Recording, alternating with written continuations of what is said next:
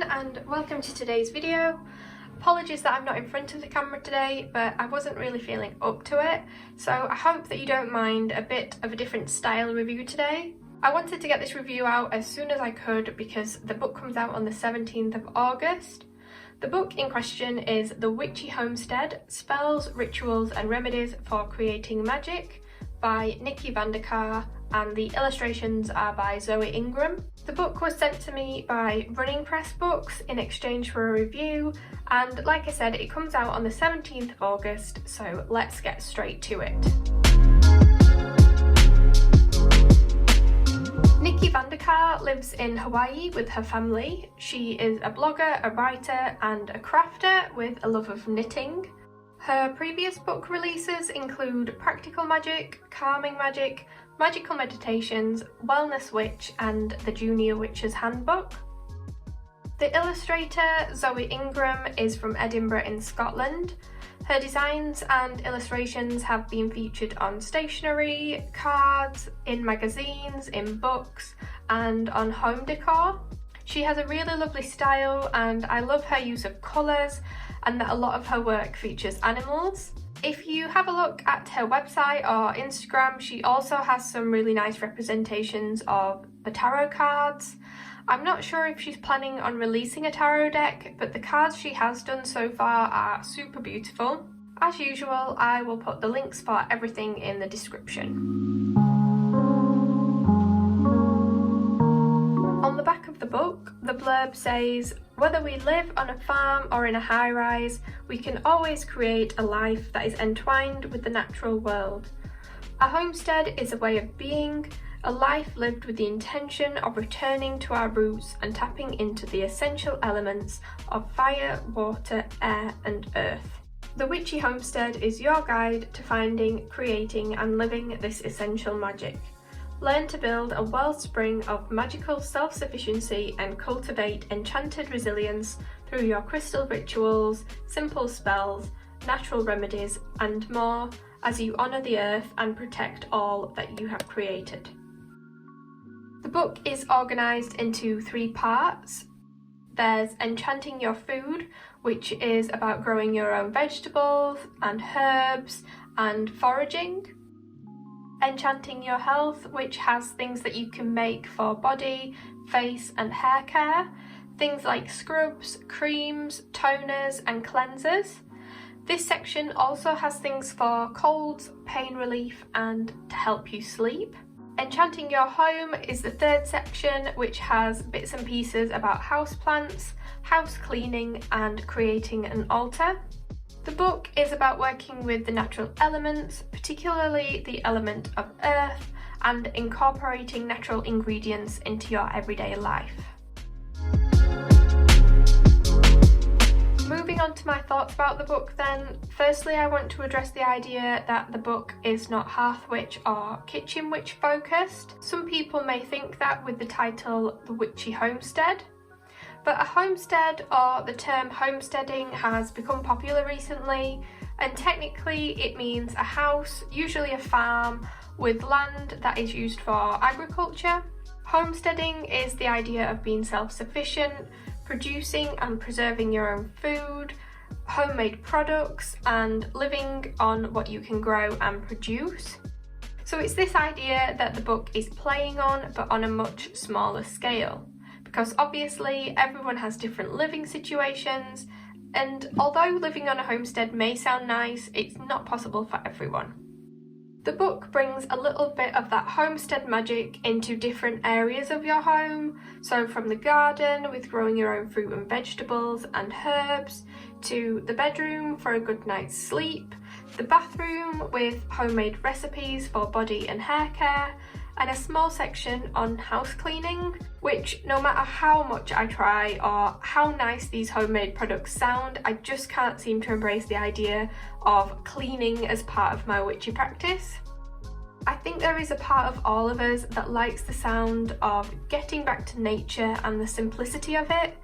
The modern world is busy and chaotic. Sometimes we need to take a step back and reconnect with the earth, and that's what this book allows you to do. I think the section that I appreciated the most was Enchanting Your Health. I'm really big into beauty products, so it was nice to have those recipes for creating products with all natural ingredients. The book is organised in a really nice way with the ingredients that you need, the recipe for you to follow, and an illustration by Zoe. One thing that would have been nice is to have a magical element to the making of the products. So there is a list of ingredients that you need to make something and then the instructions of how to put it together or to create it. But I would have liked to have a spell or a ritual element to it. After all, the book is called The Witchy Homestead. Some people may find the process of making their own products from scratch a ritual within itself, but I think I would incorporate a blessing or set an intention when combining the ingredients just for an extra magical touch. Nikki has done this in the gardening section.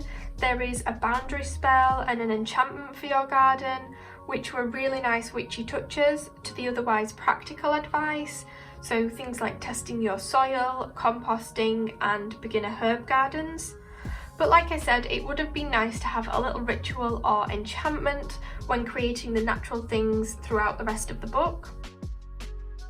Coming back to the idea of self-sufficiency, there are just a few things that I wanted to mention. For a lot of witches and people in general, being self-sufficient sounds great, but like I said at the beginning, it's not always possible. With a lot of the products that are featured in the book, you would probably have to buy most of the ingredients to make them. Some things you may have, like honey and olive oil. However, for the beauty products in particular, I generally don't have coconut oil, argan oil, beeswax and shea butter in my own home. And I know that there are not going to be many people out there that keep their own bees. So is it being self-sufficient if we're having to buy the products to make other products? It's also important to consider the cost, because I know that this will be a factor for a lot of people. With the cleaning products that are featured, they include isopropyl alcohol, which is obviously the main cleaning ingredient. However, at the moment it is quite expensive to get hold of, as it is the main ingredient in hand sanitizer, so you can imagine why it's so in demand. For a lot of people, it wouldn't really be cost effective to make these products at home. I did also mention that some of the recipes include beeswax, so just a note for the vegans out there that some of the recipes are not vegan friendly, but I am sure that things can be substituted. For me personally, I prefer the idea of supporting small businesses that are creating sustainable, vegan, cruelty-free and all-natural products. If you want to make sure that you are using products that are not causing harm to the environment, that are not harming animals, that use natural products and are sustainable, then a little bit of research is all you need to do. Also, a lot of homesteads out there do actually sell the products that they make. Saying all of that, I know that people will enjoy making the products at home, and it might be something that you do every now and again as a spell or ritual for yourself, rather than a permanent replacement for the current products that you use. Remember that using particular products themselves can be made into a spell or a ritual. I know a lot of witches out there already do bath and shower rituals for cleansing and self-love. I was slightly disappointed that the author hadn't put much about her personal craft or homestead in the book. I just have this image of Nikki living with her family in Hawaii with her own little lovely homestead, and I think I wanted a bit more of that in the book, so personal stories and experiences. For example, what she grows or makes at home and how she incorporates that into her craft. Personally, I think it's always nice when authors draw on and talk about their personal craft. The book is really beautifully illustrated and organised. It's probably something that I will come back to occasionally, maybe when I want to incorporate a spell or a ritual with a homemade product. Overall, I think this is a really lovely book, and it allows for a connection to the earth for everyone, no matter where they live. As someone who practices green witchery, I know how fulfilling it is to grow your own herbs and then to use them in your spells and rituals. It's an easy way for anyone to reconnect with the earth element. If you are interested in starting that aspect of your practice, then the book has some good beginner steps for that. Similarly, the book has some nice ideas for making your own products, and it makes you consider the impact you are currently having on the environment. Remember to consider what works best for you. The homestead is about being self-sufficient, but like I mentioned, to be completely self-sufficient is not possible for everyone. Instead, just think about a small change that you can make or incorporate into your life, and this book does give you some ideas of where to start. Okay, that's it for today, guys. Thanks for watching and listening to my review. I hope that you found it useful. Let me know if you prefer this style of video to me just talking at the camera.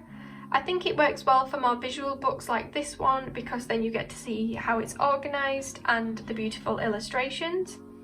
If you want to check out the book for yourself, I'll put the link below. Thanks again, guys, and I will see you in the next video.